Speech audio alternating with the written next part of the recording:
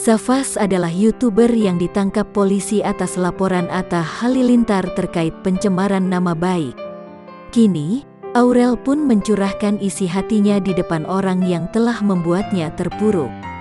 Dari video yang beredar di Instagram, video itu diambil dari arah belakang Aurel dan Atta yang duduk di hadapan Safas.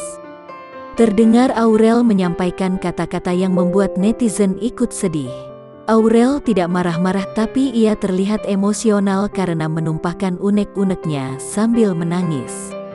Ia mengaku tak habis pikir mengapa janin dalam kandungannya disumpahi lewat perkataan buruk. "Anak saya masih di dalam kandungan. Bapak bilang anak saya kakinya autis gitu.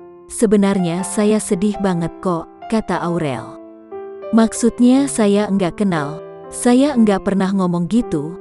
Bingung saya sampai lemes, baru di tangga aja saya udah," ujarnya menangis. Putri Anang Hermansyah ini kehabisan kata-kata. Melihat istrinya berurai air mata, Atta Halilintar mencoba menenangkan. Ia mengelus punggung istrinya.